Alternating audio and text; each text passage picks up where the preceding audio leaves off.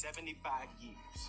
That's how much time you get if you're lucky. 75 years, 75 winters, 75 springtimes, 75 summers, and 75 autumns. When you look at it like that, it's not a lot of time, is it? Don't waste them. Get your head out of the rat race and forget about the superficial things that preoccupy your existence and get back to what's important now. Right now, this very second. And I'm not saying drop everything and let the world come to a grinding halt. I'm saying that you can become a seeker. You can be loving more. You can be taking some chances. You can be living more. You can be spending more time with your family. You can be getting in touch with the part of you that lives instead of fears, the part of you that loves instead of hates. 75 years. This is deep, guys.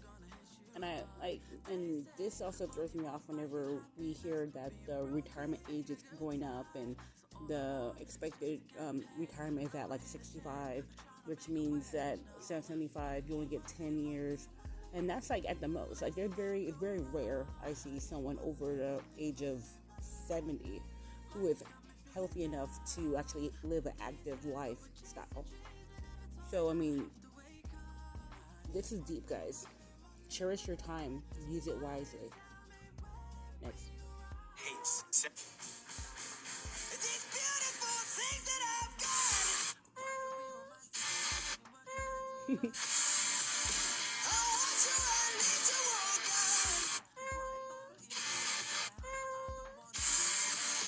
This, that is amazing, and that is a meow approved.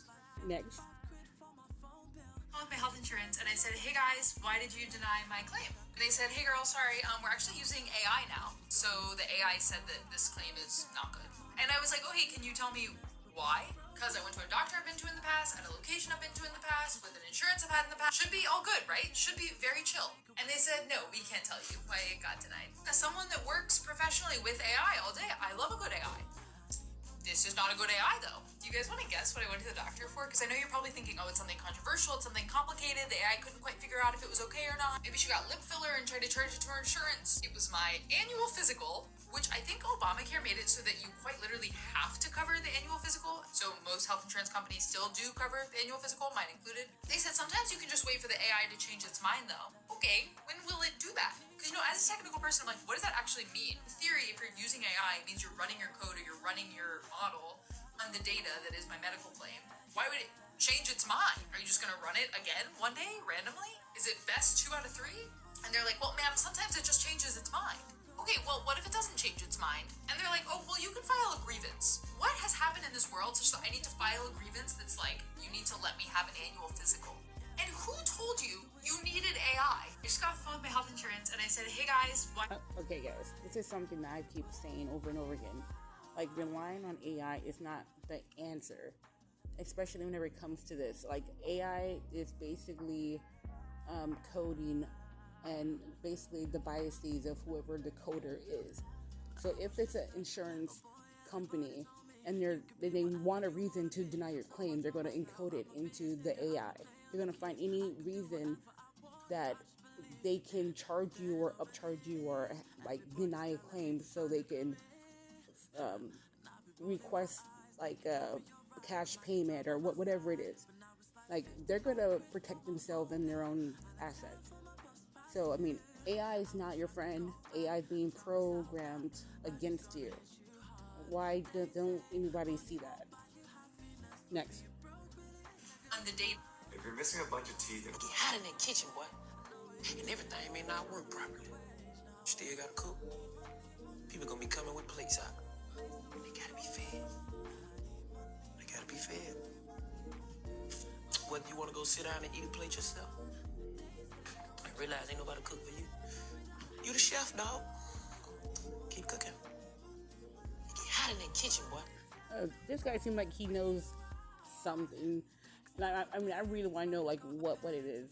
But, like, right now, it just seems like he's talking about how, like, whenever it's not even that it's your responsibility, but it's up to you to take care of a certain task or a certain, like a certain project or whatever it may be. Like, you have to handle it. Like, it's up to you. And it sucks because, there's a burden behind it. It's stress and, wear and tear and, the load that it may bring. But just, you have to handle your business. Next. Keep cooking. Really sorry. So if someone takes the focus off of their actions and puts it on to how terrible of a person they are, something wrong with me, I'm just a terrible parent, I'm a terrible boyfriend, you deserve better than this, I'm so pathetic. That's not an apology, that's bait. That's designed to deflect blame. Because if I'm just a terrible person, if I'm just pathetic, then I can't help it. Because that's just what pathetic people do. And it also impels you to be nurturing, because it's like, I don't know, you listen to someone talk about how much they suck, and what are you gonna say back? Like, yeah, you suck. No, you go towards them. You're trying to encourage them and make them feel better about how they hurt you, and then your feelings get pushed aside. You don't get to talk about how it affected you because you just are there making sure that they don't fall apart. You can't focus on essence. You have to focus on behavior. You have to focus on the actual thing you did that you wish you did differently and that you want to change. And I'm not saying that people are being intentionally manipulative when they do this. For some people, that's the only apology they grew up with. That's the only apology they've seen. But that doesn't change the fact that self-pity apologies, they deflect blame, they elicit nurture, but they don't repair. How can you tell someone's not really sorry? So if someone...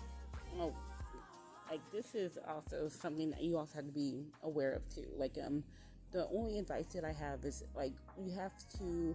I'm not saying judge people, but you have to basically hold people accountable, especially whenever they say something and they do something else. And I feel like that is the moment that you have to act and like, look, you lied, you didn't or did something that you said that you weren't going to do, and this is the problem. And I mean, of course, over time, you have to make that choice. Like, is it like worth going through that, or if it's worth the trouble and the pain? But I mean, I feel like, of course, like you have to use your mind, use your heart, and like you have to seek guidance, but never be too rash, guys. That's the only advice that I have. If someone takes the